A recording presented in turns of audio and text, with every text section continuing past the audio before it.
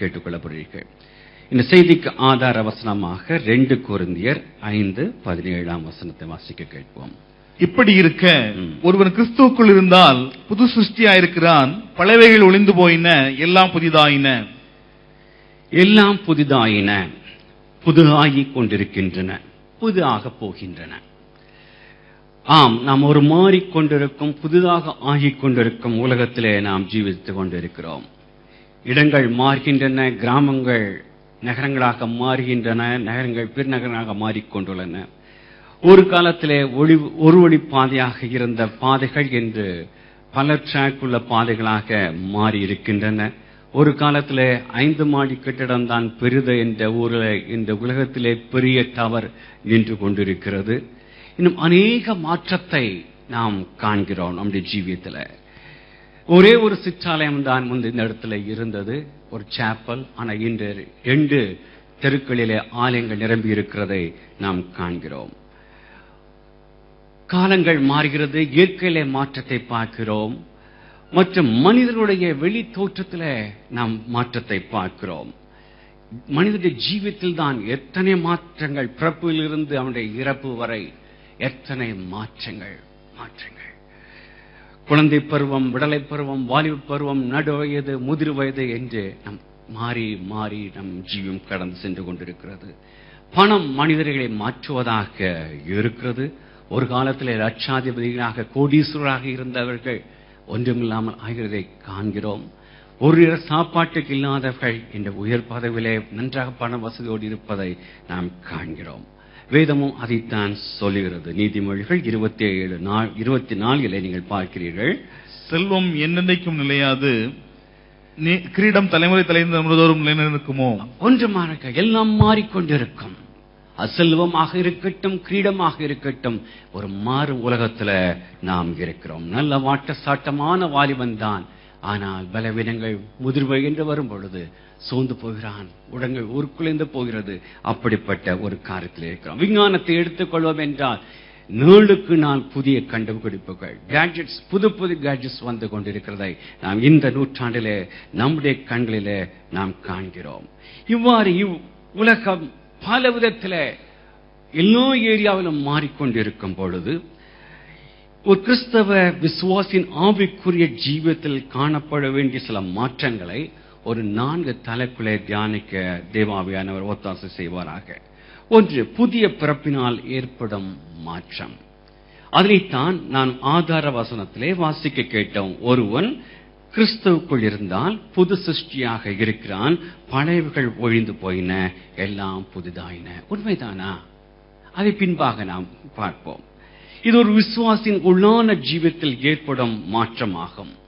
ஏதோ நீங்கள் ஒரு சபையில 1 வருடம் அல்லது 2 வருடம் அல்லது 10 வருடம் அல்லது 20 வருடம், ஏன் 50 வருடம் இருந்தாலும் அந்த மாற்றம் ஆகாமலே போகும் சந்தர்ப்பம் உண்டு.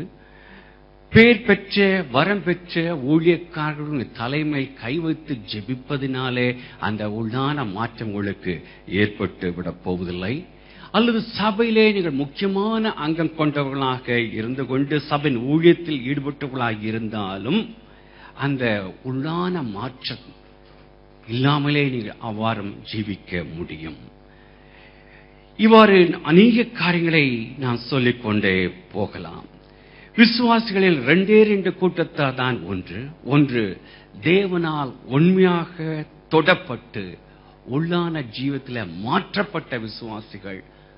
அடுத்த கூட்டம் மாற்றப்பட்டது போல ஜீவித்துக் கொண்டிருக்கும் விசுவாசிகள். இந்த 2 கூட்டம் தான் சபையிலே நாம் பொதுவாக நாம் காண முடியும்.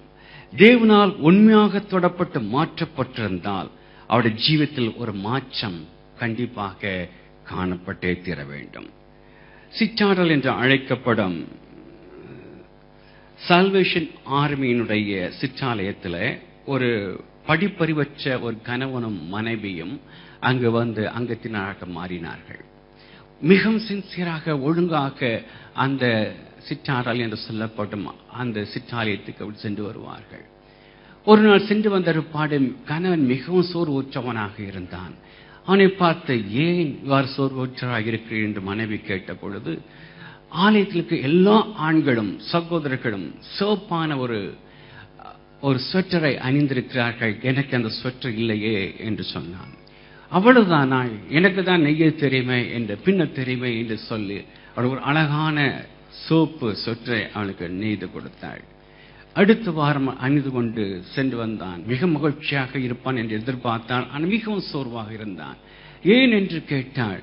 எல்லாருடைய சிவப்பு சொட்டர்களும் ஒரு மஞ்சள் கலரில் ஏதோ எழுதி இருக்கிறது, என்னில் எழுதியவில்லை என்று சொன்னான். இவ்வளவுதானா, எனக்குத்தான் எம்ப்ராய்டரி நன்றாக போட தெரியுமே என்று சொல்லிவிட்டு போட வேண்டால் என்ன எழுதுன்ற 2 பேரும் படிப்பறியாதவர்கள்.